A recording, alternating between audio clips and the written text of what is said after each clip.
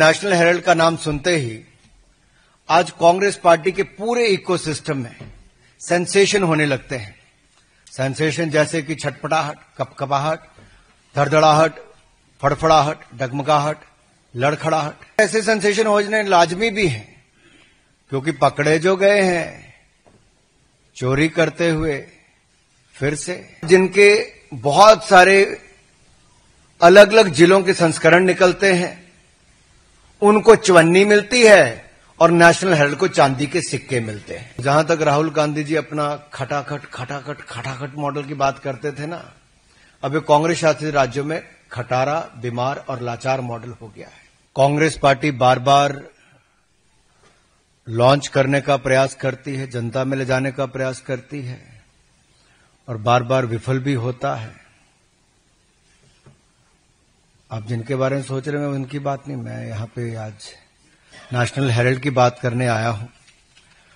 और national Herald का नाम सुनते ही आज कांग्रेस पार्टी के पूरे इकोसिस्टम में सेंसेशन होने लगते हैं। सेंसेशन जैसे कि छटपटाहट, कपकपाहट, धड़धड़ाहट, फड़फड़ाहट, डगमगाहट, लड़खड़ाहट। और ऐसे सेंसेशन होने लाजमी भी हैं क्योंकि पकड़े जो गए हैं चोरी करते हुए फिर से।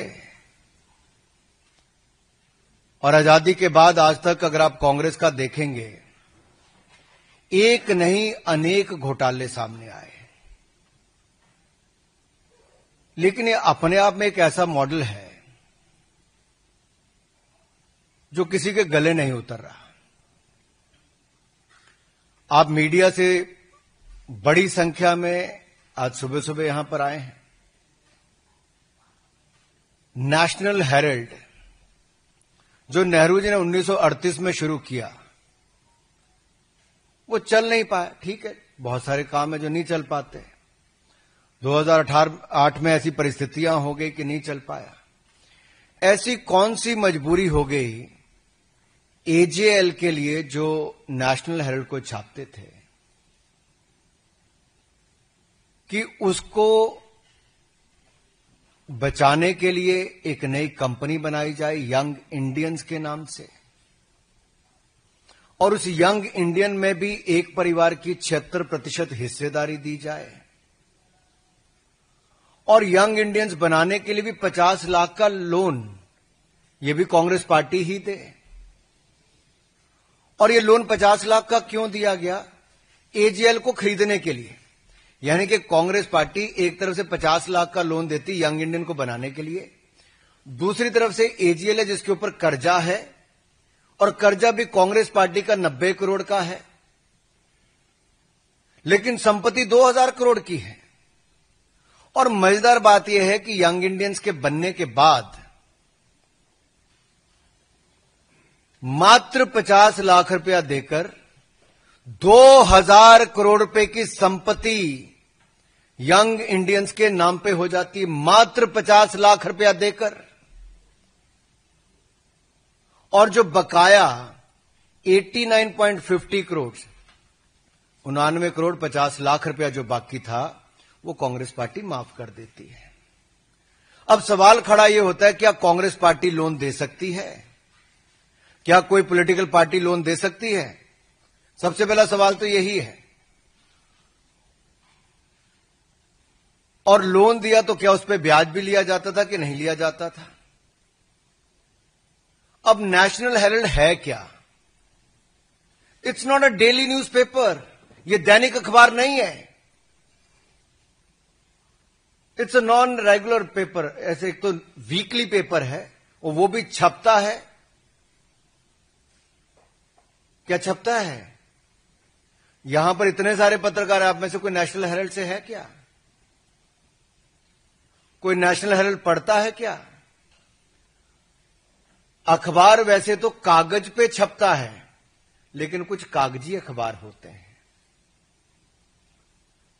जो छपते भी नहीं, बिकते भी नहीं, बंटते भी नहीं, दिखते भी नहीं और पढ़े भी नहीं जाते। ये उनमें से एक है।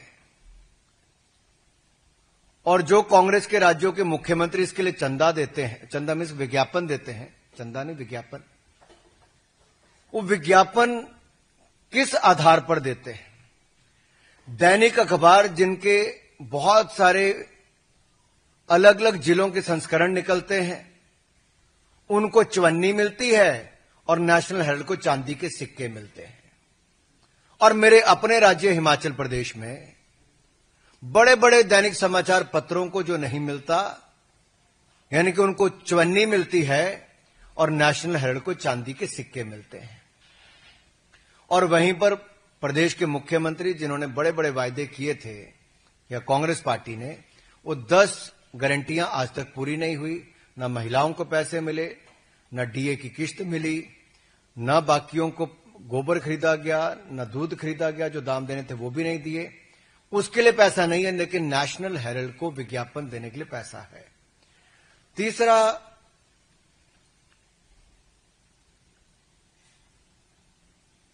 ये जो आंकड़े सामने आए, इसके बाद कांग्रेस पार्टी ने कहा नहीं नहीं, कुछ तो खरीद फरोख्त हुई नहीं।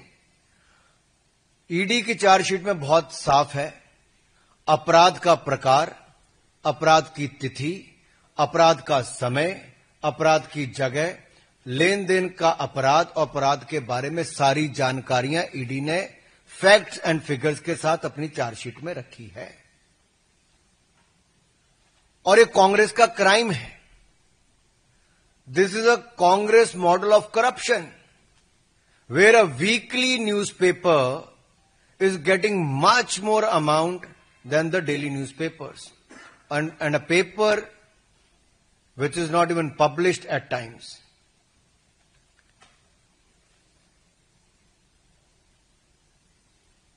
ये एटीएम बनकर रह गया कांग्रेस पार्टी के लिए। क्या नेशनल हेराल्ड कांग्रेस पार्टी का एटीएम हो गया, जहां के कांग्रेस के अलग अलग राज्यों की सरकारें उसमें पैसा डाल रही हैं और टैक्स पेयर का पैसा है? राज्य की सरकारें किस आधार पर विज्ञापन उनको दे रहे हैं? एक तो वो भी सवाल आता है। दूसरा, जो संपत्ति इनकी थी वो सब्सिडाइज रेट पे मिली थी। मुंबई की हो, दिल्ली की बहादुर शाह जफर मार्ग की हो, लखनऊ की हो, इन सारी और देश भर के अन्य संस्थानों में, अन्य जगह पर जो भी इनको प्रॉपर्टीज दी गई, वो करोड़ों अरबों रुपए की प्रॉपर्टीज हैं। वो अखबार चलाने के लिए दी गई थी, सब्सिडाइज रेट पे दी गई थी। क्या उनसे किराया लेने का काम किया जा रहा है? कि वो किराया भी फर्जी उतना ही है जितना ये फर्जी न्यूज़पेपर छापने के आंकड़े हैं? वायदे भी फर्जी, इनके नेतृत्व भी वैसा, आंकड़े भी फर्जी, और अब क्या किराया भी फर्जी है? क्या ये कांग्रेस के लिए मुद्रा मोचन स्कीम बन गई है?